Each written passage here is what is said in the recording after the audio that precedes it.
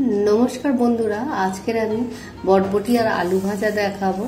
তো এইরকম বড় বড় করে ভাজা আপনারা করে দেখবেন। তো এই বটবটি ভাজাটা কেমন করে করি তো আপনারা পুরো ভিডিওটা দেখুন। এটা রুটির সাথে বা ভাতের সাথেও খেতে পারবেন।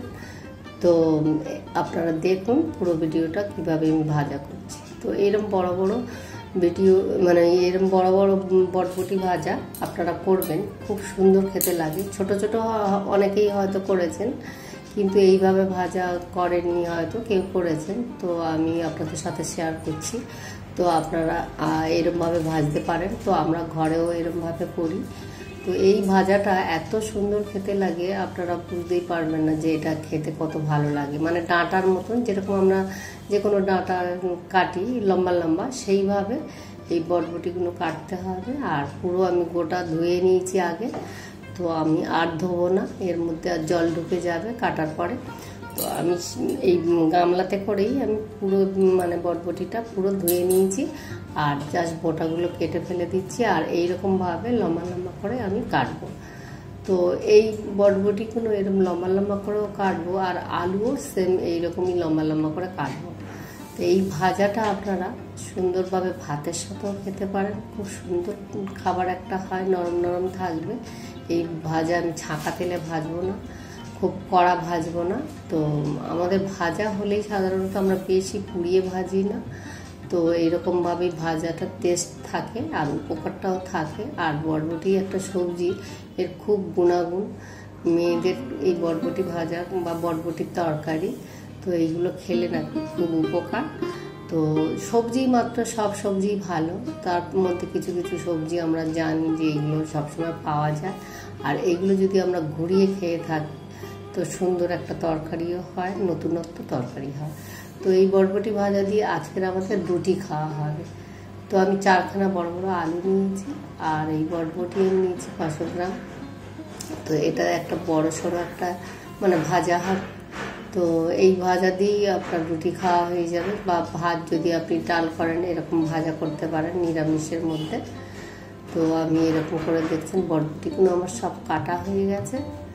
তো আমি আলুগুলো আমি এরকমভাবে কেটে নিচ্ছি, বেশি জিরি জিরি করবো না, এইরকম মোটা মোটা থাকবে। তো এই আলু মোটা মোটা ভাজার মধ্যে একটা সুন্দর টেস্ট হয়, ভেতরটা নরম হয় আর খেতেও খুব ভালো হয়। তো যখন ধরো আপনি খুব ছাঁকা তেলে ভাজা করছেন, সেটাও করা যায় ডালের সাথে বলো। আর এমনি কিন্তু তরকারি রুটির সাথে যদি আপনি খান তো একটু এরকম নরম নরম ভাজাটাই বেশি ভালো হবে। আমি জল দেব না, তো এদিকে চচ্চড়িও করছি না, একটু ভাজা টাইপের হবে। আর এইরকমই আলুটা মোটা মোটা খুব থাকবে, আলুর ভেতরটা সিদ্ধ হবে আর বাইরের দিকটা অল্প ভাজা ভাজা হবে। তো এইভাবে আমি আলুগুলো সব ছুলিয়ে কেটে নিচ্ছি।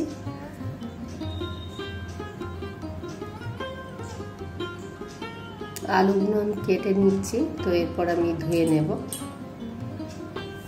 ভালো করে আলুগুলো ধুয়ে নিতে হবে, আলুর আটাটা বের হয়ে যায় যাতে।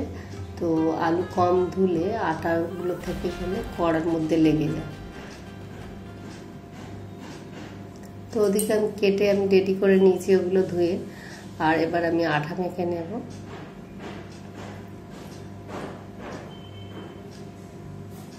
আজকের আমাদের এই বটবটি ভাজা আর আলু ভাজার রুটি হবে। তো আমি সব হয়তো দেখাতে পারবো না, কিছু কিছু দেখা। আর এইরকমভাবে রুটির সাথে ভাজাটা খাওয়া ভালো লাগবে। তো আমি রুটির সাথেই ওই জন্য করছি।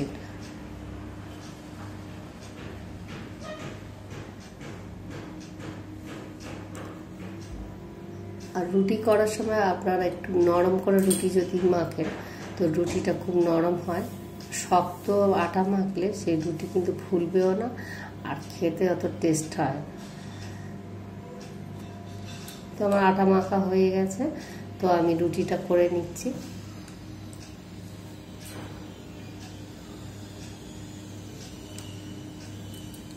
রুটি ক্যাসারোলের মতো থাকবে, আর নরমই থাকবে আর গরম থাকবে। আর লাস্টের দিকে আমি ভাজাটা করে নেব, তাহলেই সঙ্গে সঙ্গে আমি ভাজাটার সাথে খেতে দিতে পারবো।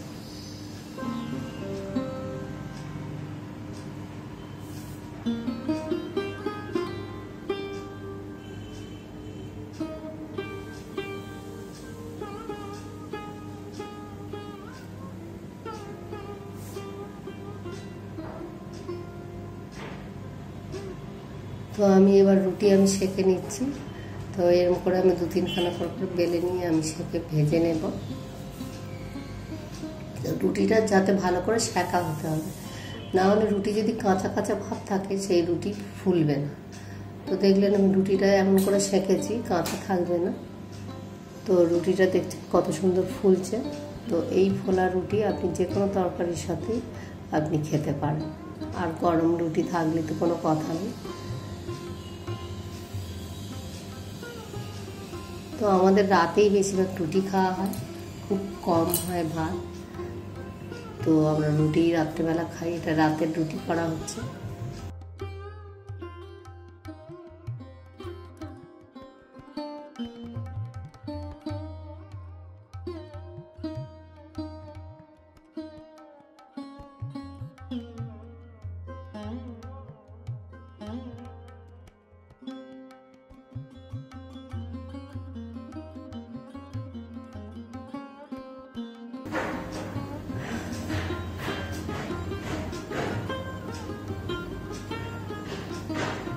তো আমি এবার রুটি আমার করা হয়ে গেছে সব। আমি এবার কড়ায় সর্ষের তেল দিলাম, একটা শুকনো লঙ্কা ফোড়ন দিলাম, কড়া বসিয়ে দিয়েছি, রুটিগুলো বানানো হয়ে গেছে। এবারে আমি এই ভাজাটা করব। তো দেখছেন আমি একটা শুকনো লঙ্কা ফাটিয়ে দিলাম। যে কোনো একটা ভাজাতে আপনি কালো জিরে ফোড়ন আর শুকনো লঙ্কা দেবেন, এর সুন্দর একটা গন্ধ হয়। আর ভাজাটা দারুণ সেন্টের হবে আর খেতেও টেস্টি হবে, আর কালো জিরে তো খাওয়াই ভালো। তো আমি প্রথমে আলু দিয়ে দিলাম, যে আলুটা আমার একটু মোটা মোটা কাটা আছে, তো একটু আমি নেড়ে একটু ভেজে নেব আগে,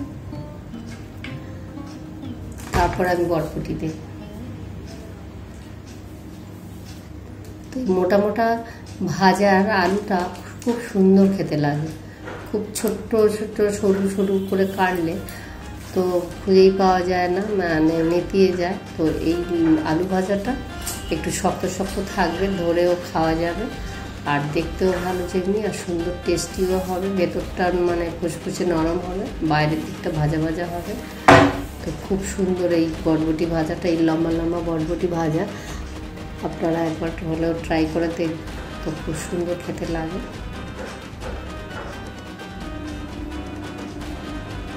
দেখছেন আলু ভাজাটা অর্ধেকটাই আমার হয়ে গেছে। তো এইরকমই আগে থেকেই আলুটা মানে আগে ভেজে নিতে হবে একটু, তারপরেই বরবটিটা দিতে হবে।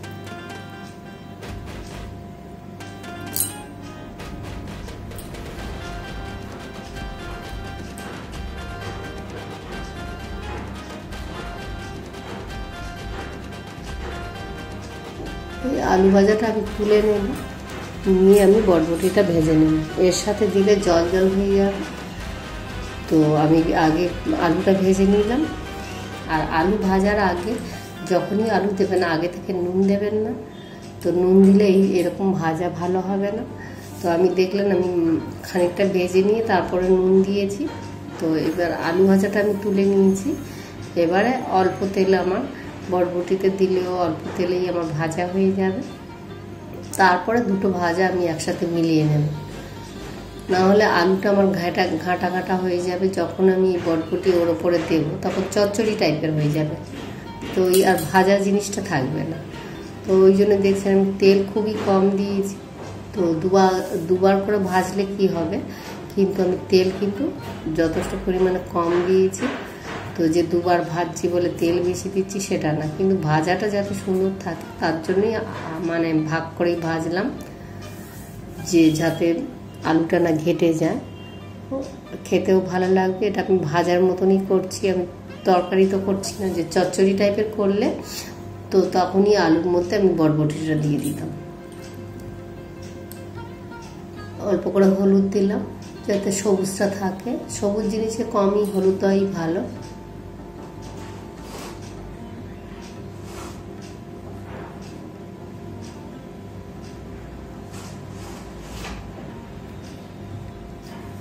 এইভাবে আমি হলুদ নুন সব দিয়ে আমি হালকা করে আমি মানে চাপা দেবো, মাঝে মাঝে করে আমি না খুলে খুলে আমি নেড়ে দিতে হবে। বেশিক্ষণ আমি মানে কম আঁচে রেখে দেবো না। তো আমার খুলে খুলে আমি নাড়বো, তাহলে এই সবুজটা থাকবে। আর যদি একবার চাপা দিয়ে রেখে দেন তো এই সবুজটা কিন্তু থাকবে না। এবার আমি নুন দিয়ে দিলাম। এবার নুন দিয়েও আবার আমি চাপা দেবো। যে কোনো ভাজা আপনি করেন প্রথমে নুন দিলে ওর একটা জল উঠে যায়। তো ওই জন্যে যেই আটাটা মরে যাবে, আলু ভাজেন আর যে কোনো সবজি ভাজেন, যখন ওর যে একটা আটা থাকে সবজি, সেই আটাটা মানে ভাজা ভাজা যেই হয়ে যাবে তখনই আপনি নুনটা দেবেন, তাহলে ভাজাটা বেশ ভালো হবে, তাতে জল জল হবে না, ভাজাটা তখন ভালো হবে।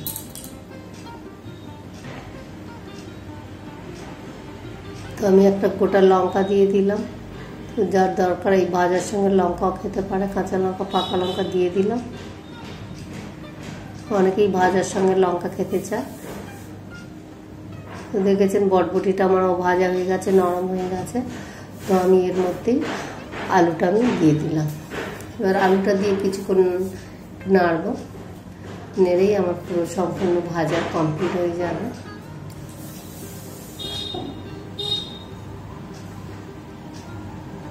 তো এইরকম বড় বড় ভাজা কিন্তু ধরে খেতে বেশ লাগে।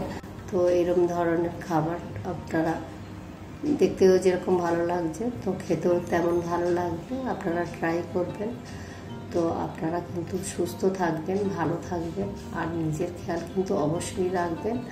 আবার আপনাদের সাথে দেখা হবে নিত্য নতুন একটা ভিডিও নিয়ে। তো আজকের মতো টাটা বন্ধুরা, ভালো থাকবেন সবাই।